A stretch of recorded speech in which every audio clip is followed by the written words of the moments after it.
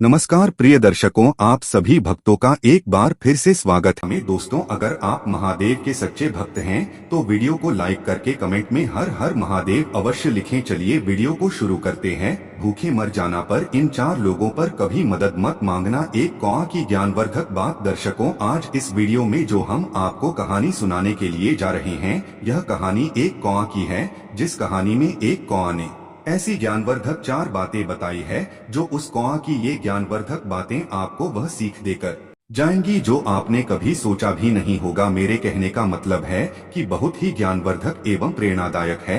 वह कौन सी 4 बातें हैं जो कौआ ने बताई? क्योंकि मित्रों, किसी ने कमाल की बात कही है कि चाहे भूखे मर जाना पर इन 4 लोगों पर कभी मदद की भीख मत मांगना। तो मित्रों, वो कौन सी 4 बातें हैं जो कौआ ने बताई, आइए जानते हैं। इस कहानी के माध्यम से बस आपसे निवेदन है कि हमारी कहानी को पूरा सुने। दोस्तों, एक समय की बात है कि किसी जंगल में एक बार तबाही आ गई। उस जंगल में बारिश की सीजन में भी बारिश नहीं हुई, सूखा पड़ चुका था। इसलिए जंगल में रहने वाले जानवरों के लिए, पशु पक्षियों के लिए कोई भी खाने की व्यवस्था नहीं रही थी। सब भूखे मर रहे थे। जानवर, पशु पक्षी धीरे धीरे उस जंगल को छोड़ करके दूसरे जंगल की ओर जाने लगे थे, दूसरे राज्य की ओर जाने लगे थे। दोस्तों, उसी जंगल में एक कौआ का जोड़ा रहता था। वह कौवा का जोड़ा एक जगह की डाल पर बैठा हुआ था। कौआ की जो माँ थी कौवी, वह बहुत ही भूखी थी, क्योंकि 3 दिन हो गए थे उन कौआ और कौवी को कुछ खाने के लिए नहीं मिला। कौवी बैठी बैठी डाली पर इधर उधर निहार रही है,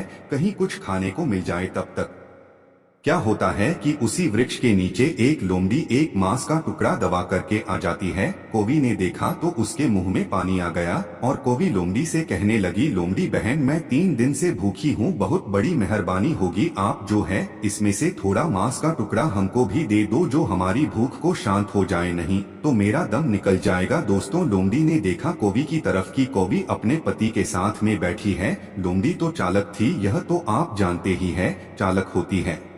लोमड़ी ने विचार किया कि इस मांस के टुकड़े से तो हमारा पूरी तरह से पेट भी नहीं भरेगा और यह अच्छा मौका है, इसको अपने पास बुलाते हैं और जैसे ही यह कौवी पास में आएगी, इसको मारेंगे, हम खा जाएंगे, हमारा पेट भर जाएगा। दोस्तों, फिर लोमड़ी ने कौवी से कहा कि घबराइए नहीं, तुम नीचे आ जाओ और तुम्हें अपने पास में बैठाल करके बड़े प्यार से तुम्हें यह मांस का टुकड़ा खिलाएंगे। दोस्तों, कौवी तैयार हो जाती है और जब जाने को तैयार होती है लोमड़ी के पास, तभी कौआ रोक लेता है। कौआ कहता है, क्या पागल हो गई हो तुम? अरे यह तुम्हारी दुश्मन है, यह शिकारिन है, अगर तुम नीचे गई तो यह मांस के टुकड़े को छोड़ देगी और तुम्हें मार करके खा जाएगी। कौवी कहती है, नहीं महाराज, मैं जाऊंगी जरूर, यह मेरे साथ ऐसा नहीं करेगी। कौआ फिर समझाता है, तुम मेरी बात समझो, इसके पास ना जाओ, नहीं तो यह तुम्हें मार करके खा जाएगी। कौवी फिर भी कौवा की बात नहीं समझती है, तो कौआ कहता है, तुम ऐसे नहीं समझोगी, हम तुम्हें एक दास्तान सुनाते हैं,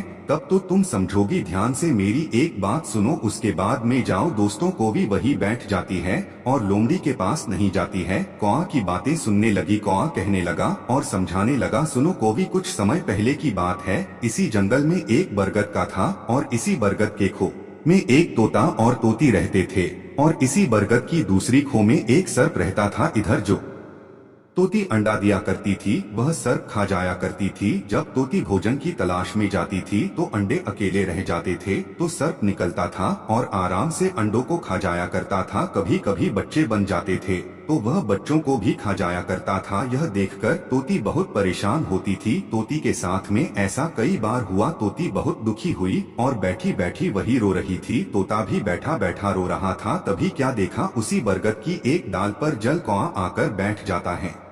जल कौआ ने जैसे ही देखा कि तोती रो रही है, तो जल कौआ ने तोती से पूछा कि क्या हुआ तोती, तुम बैठे बैठे क्यों रो रही हो? तोती उसे अपनी सारी दास्तान सुना डाली और कहा कि ऐसा मेरे साथ कई बार हुआ है, मैं जितनी बार अंडे देती हूँ, जितनी बार मेरे बच्चे होते हैं, इसी दूसरी खो में एक सर्प रहता है और वो सर्प निकलता है जब हम लोग कहीं भोजन की तलाश में, तो वह सर्प निकलकर हमारे अंडों को, बच्चों को खा जाता है। हम इस बात से बहुत परेशान हैं, हम कर भी क्या सकते हैं, क्योंकि हम उससे अपना बदला भी नहीं ले सकते, हम उससे लड़ भी नहीं सकते, वो बहुत खतरनाक है, बहुत दुष्ट है। कौवी की ऐसी दुख भरी दास्तान सुनकर के उस जल कौआ को तरस आ जाता है और जल कौआ कहता है, तुम्हें नहीं मालूम, अब तुम हमारे साथ चलिए, पास में एक तालाब है, उसमें से एक मछली पकड़ करके लाएंगे। तोती कहती है, मैं आपकी बात समझी नहीं। तब वह जल कौआ समझता है, जब दुश्मन भारी पड़ जाए, शत्रु पहलवान हो, बड़ा हो और उससे जाकर के लड़ ना सको तो उसे बुद्धिमानी से हराना चाहिए। पति ने कहा, वो कैसे? तब जल कौवा समझाता है, पास वाले तालाब से मछलियाँ पकड़ करके लाएंगे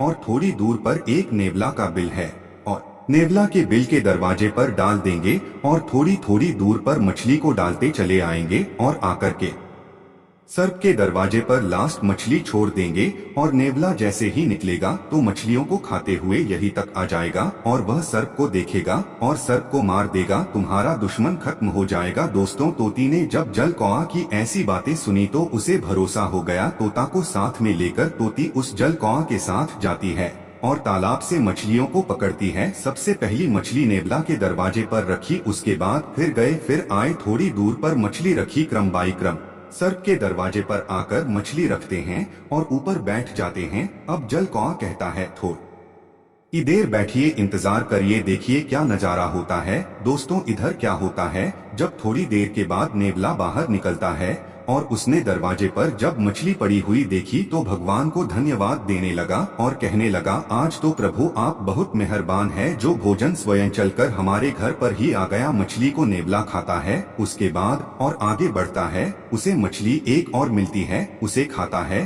फिर आगे बढ़ता है, यानी क्रम बाई क्रम उसे मछली मिलती चली गई और खाता चला गया। खाते खाते वहीं आ गया जान, वह सर्प रहता था, उसके दरवाजे पर मछली पड़ी थी। दरवाजे पर बड़ी मछली को नेवला ने खाया। फिर नेवला ने विचार किया, इसका कारण क्या है कि मछली क्रम बाई क्रम हमको मिलती रही और हम खाते रहे, यहाँ तक आ गए, लगता है यह किसी का घर है, किसी ने हमारे साथ चाल तो नहीं की, चलो इंतजार करते हैं। दोस्तों, वह नेवला सर्प के दरवाजे की खो पर बैठ करके इंतजार करने लगा, सोचता है अगर इसमें कोई होगा तो थोड़ी देर में बाहर जरूर निकलेगा। दोस्तों, इधर कुछ समय के बाद सर्प बाहर निकलता है, नेवला देखता है तो समझ जाता है कि इसकी कुछ चाल है और यह तो आप जानते ही हैं कि सर्प और नेवला की कट्टर दुश्मनी होती है। दोस्तों, नेवला सर्प से युद्ध करने लगता है, अंत में नेवला जीत जाता है और सर्प को मार देता है। यह देख करके तोती बहुत प्रसन्न होती है और तोती उसी वृक्ष की डाली से आवाज लगाती है, नेवला भैया, मैं आपको बहुत तहे दिल से धन्यवाद करती हूँ, क्योंकि मैं इसकी वजह से बहुत परेशान थी। आज तुमने मेरे दुश्मन को मार दिया, आपका मैं बार बार धन्यवाद करती हूँ। तोती बहुत प्रसन्न थी। इधर नेवला ने देखा तोती का जोड़ा ऊपर बैठा हुआ है,